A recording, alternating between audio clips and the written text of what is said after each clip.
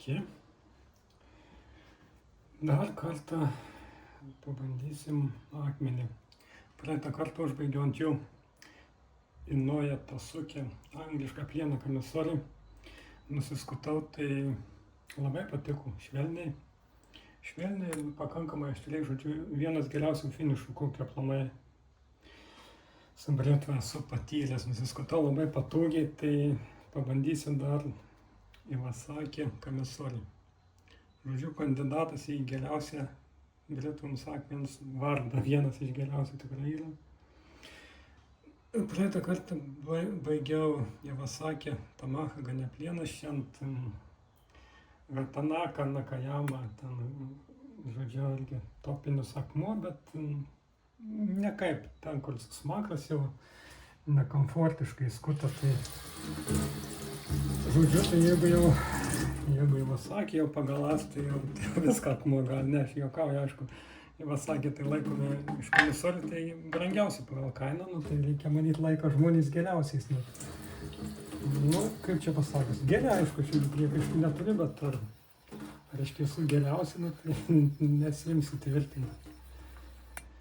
Kur komą imu pradžiai, kaip pagalasas, tai čia reikia tik tai daryti naują finišą. Spėjau praeitą kartą pačikačiau hyrą, bet čia pamaščiau ir antrą pusę pažiūrėjau, nusėmiau, atsiklijavo jis nuo tų medžio, tai iš obudanį panašiau šiaip jis asagi, matom, raudonas viršus, bet toliau jis bus asagi. Ir aplamai raudonų bretvom pirkti nepulkit, nes jie daugiausiai yra labai minkšti. Poliravimai geriau galandinimi aplamai nelabai tinka. Čia toks išimtinis atvejis. Tai žodžiu, būna, aišku, kietų, bet labai retai, labai. Nors jis nėra raudonas, jis asagi grina. Čia tik tai šonai pas jų taip suformavo. Ir labai švelniai toks švelnus, ne tai, kad visiškai minkštas, jis kurs 4-7, netoli 5, bet labai švelnus toks darbas. Ir koks akmens darbas, toks gaunasi ašmenys bretvas bent jau. Sakau, kur daug karbidų plienė, tai aišku, ne visada tai tiesa, nes karbidai įsiryškina, tai gaunasi agresija.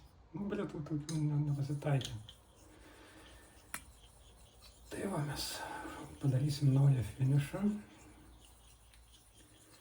Ir žiūrėsim, ar gausis geriau už įnoję tasukę, bet jau geriau kaip ir nereikia, kad bent taip pat gautųsi. Tai nors turėtų gautis, nes Tamaha ganeplienas kietesnis jis bus agresyvesnis šiek tiek, bet skos turėtų švariau. Tai ten švelniai skuta, bet ne taip, kad labai švariai. Visada taip pat.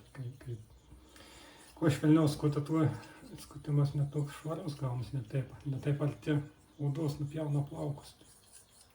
Žodžiu, yra privalumų ir trūkumų. Tamaha gana toks kietesnis plienas, tai turėtų kuo švariau. Limpa iš karto, nes, kaip skustos, aišku, užbaigtas jau buvo. Noriu patininguoti finišą ir palyginti, ar tikrai ten ar plieno nuopelnas daugiau, ar akmens, kad akmuo jau užbaigtas, ne, Tanaka. Nors ir jaučiasi, kad britoms ten nėra idealus finišas, kad ir tas vardas garsus. Čia kokia, nežinau, Nakayamas tokių raudonų nesu matęs, šobudanį būna, o hira, bet to hira jie grubesnė. Tai šitą greičiausiai nuspėjimas čia, aišku, gali būti ir visur. Ne, bet kaip šachtas, tokias smulkiausias akmenys garsėja Nakayama, būtų šobudanį. Yra tai visokio Taniyama, bet jie jau labai specifiški, iškart juos galima atpažinti, tokie išvaizdą kitokie. O Taniyama, Wakasa, tai labai panašus visi. Tie visi kitus, ten šobudanė, Nakayama, tai įvairovė labai didelė akmenų, tai sunku dėl to taip tiksliai pasakyti. Vintažinis, aiškiai, tokių dabar nesimato niekur. Apsuksim, kad akmenų lygiai dėvėtųsi. Čia dar kažkokios linijos įtartinos. Nu, jau limpa labai, netgi dirbti trukdo, kur didesnis kontaktas ir lipnumas netgi per didelis, sakyčiau.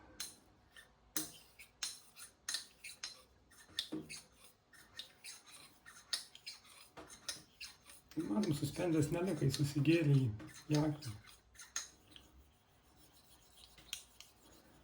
Na ir mes, aišku, naudosim techniką kitokią, neįprastą. Daugumą neįprastą, bet geriau taip gaunasi finišas daug geresnis. Visada dabar taip užbaiginėju.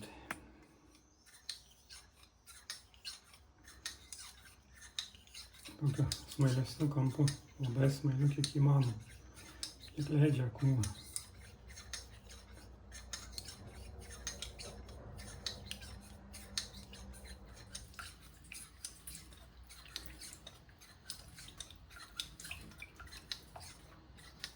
Nušluostom,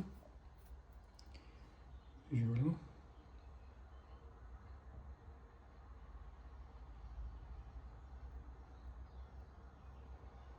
O taip, labai švelniai skuta. Galima įskustis laisvai be odos, bet mes to nedarysim, aišku. Na va, pelėm su daržu Kanajama 2196 ir žiūrim, kas gavos. Nu kaip, ne taip, kad labai lengvai pjautų, bet labai švelniai. Svarbiausia, nėra agresijos, pernelyg didelės, tai taip ir skuta po jau, tai žodžiu, aš nebejoju, kad ir šiuo atveju bus tas pats. Nu, žodžiu, ir gerai. Nu, plienas kietasis turi tokį ir savo duoda skutimo pobūdį. Dėkui už dėmesį, iki.